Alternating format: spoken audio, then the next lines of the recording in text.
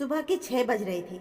अंजलि रसोई में झाड़ू लगा रही थी कि तभी पीछे से उसका देवर मोहित आया और बड़े ही रोबीले आवाज में अंजलि से बोला, भाभी झाड़ू बाद में लगाना, पहले मेरे लिए चाय बनाओ।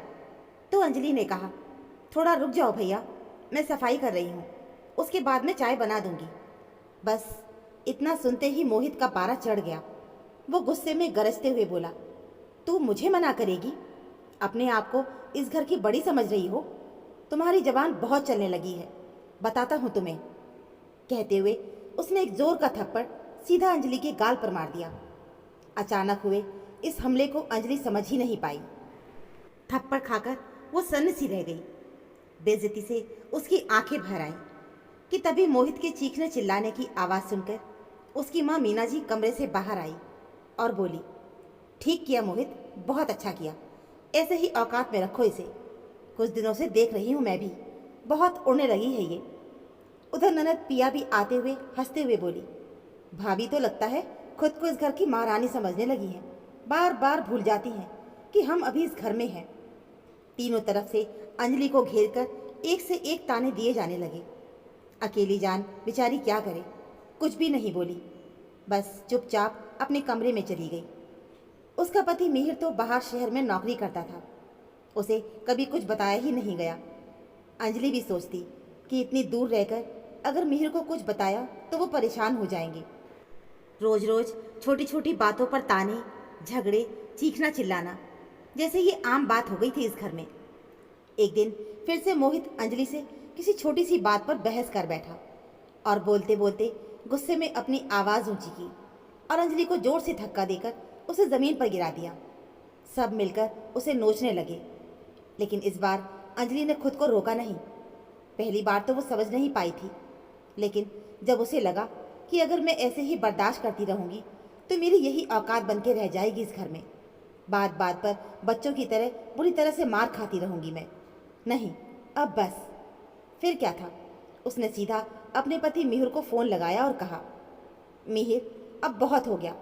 आज तक मैं तुम्हें ये सोचकर कुछ नहीं बता रही थी कि तुम परेशान हो जाओगे, लेकिन ये चुप्पी मेरे लिए काल बनती जा रही है।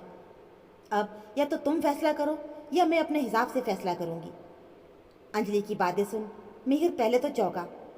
पूछने पर जब अंजलि ने सब कुछ बताते हुए सारे सबूत दिखाए, मोबाइल से रिकॉर्डिंग, वीडियो और यहाँ तक कि गाल पर लगे पुराने निशान की फ़ोटो, तब उसके पैरों तले ज़मीन ही खिसक गई। उसे विश्वास ही नहीं हो रहा था कि उसके पीठ पीछे उसकी पत्नी के साथ इतना कुछ हो रहा है और उसे कुछ भी खबर नहीं। मिहिर उसी रात घर पहुंचा बिना किसी को कुछ बताए, और अगले ही दिन अचानक से मिहिर को सामने देख सब लोग हैरान थे। मीना जी ने बड़े ही प्यार से मुस्कुराते हुए कहा, अरे बेटा तू अचानक से, बताया भी नहीं। मिहिर ने माँ की बात को अनसुना करते हुए सीधा मोहित के सामने गया और उससे बोला, मोहित उठ और चल के माफ़ी मांग अपनी भाभी से। तभी मीना जी बीच में बोली, क्यों, माफ़ी क्यों मांगे वो? और तुम आते ही ये कैसी बातें करने लगे? पहले तो तुम ऐसे नहीं थे। लगता है अब तुम अपनी बीवी के काबू में हो गए हो। माँ की बात सुन मिहिर गुस्से में बोला, माँ, बहू नौकर नहीं होती और थप्पड़ खाना उसकी किस्मत नहीं। ये तुम्हारी सोच की गंदगी है माँ। किसी को कोई हक नहीं मेरी पत्नी पर हाथ उठाने की। तभी मोहित बोल पड़ा, भैया आप भाभी की वजह से मुझसे ऐसे बात कर रहे हो? मिहिर ने कहा, तू अगर मेरा भाई है तो वो मेरी पत्नी है, और तू मेरा भाई बनने से पहले एक इंसान बन। मेरी बीवी को तूने मारा है, तुम्हें जरा भी शर्म नहीं आई? भाभी माँ के समान होती है, इज्जत देना तो दूर, तुम लोगों ने उसे इंसान भी नहीं समझा। मिहिर लगातार बोले जा रहा था। अंजलि चुपचाप खड़ी थी। मिहिर ने सबके सामने कहा, आज के बाद अगर किसी ने भी अंजलि पर हाथ उठाया या किसी ने उसे कुछ कहा तो मुझसे बुरा कोई नहीं होगा। मोहित सिर झुकाकर खड़ा रहा। फिर मिहिर अपनी माँ की ओर पलटते हुए बोला, माँ, आपने भी मोहित की इन घटिया हरकतों में उसका साथ दिया। उसे मना करने की बजाय, उसे समझाने की बजाय उसे शय देती गई। मैं यहाँ नहीं था तो आपकी पूरी जिम्मेदारी बनती थी कि आप अपनी बहू का ध्यान रखती, लेकिन आपने तो उल्टा ही उसको इस घर की नौकरानी ही बना दिया, जो फ्री में दिन भर काम करती रहे और आप सबकी मार खाती रहे। हर दिन ताना, हर दिन अपमान सहती रहे। फिर भी अंजलि ने कभी भी आप लोगों की शिकायत नहीं की मुझसे, लेकिन वो भी कब तक बर्दाश्त करती। अकेले उसने ठेका नहीं ले रखा इस घर को चलाने का, इज्जत बचाने का।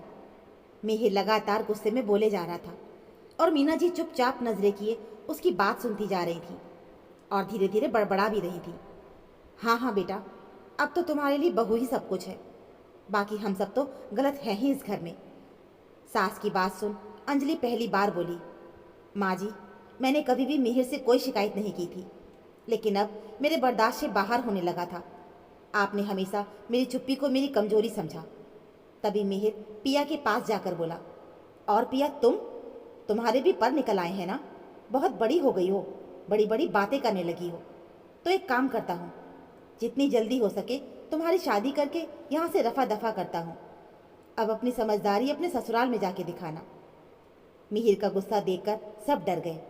पिया तो रोने ही लगी तो मोहित ने धीरे से कहा, भाभी माफ़ कर दीजिए, गलती हो गई मुझसे। गलती नहीं मोहित, तुमने गुनाह किया है और गुनाह की कभी माफ़ी नहीं होती। और तो और आज से अंजलि जो कहेगी वही होगा इस घर में। इस घर के खर्चे मैं चलाता हूँ, इसलिए अब से मैं जो भी पैसे भेजूंगा वो अंजलि ही रखेगी, और जिसको जो भी ज़रूरत होगी वो अंजलि से पैसे मांगेगा और उसे पाई पाई का हिसाब भी देगा। बोलो सबको मंजूर है? तो ठीक, नहीं तो हम इस घर से हमेशा के लिए जा रहे हैं और आज के बाद मैं इस घर का खर्चा भी नहीं दूंगा। मेरी ही कमाई खाकर मेरी ही पत्नी पर रौब दिखा रहे हो सब। मिहिर का फैसला सुनकर मीना जी चुप हो गई। पिया भी माँ के पीछे छिप गई और मोहित सिर झुकाए खड़ा रहा। इसके बाद से किसी की भी हिम्मत नहीं हुई कि वो कभी भी अंजलि को पलटकर जवाब भी दे सके। दोस्तों, क्या घर की इज्जत चुप रहकर ही बचाई जा सकती है? अपनी राय हमें कमेंट में ज़रूर बताइएगा। उम्मीद है आपको हमारी ये कहानी ज़रूर पसंद आई होगी। कहानी अच्छी लगी हो तो प्लीज़ वीडियो को लाइक और ऐसी ही कहानियों के लिए हमारे चैनल को सब्सक्राइब ज़रूर कर लीजिएगा। मिलते हैं फिर एक और ऐसी नई कहानी के साथ। तब तक के लिए धन्यवाद।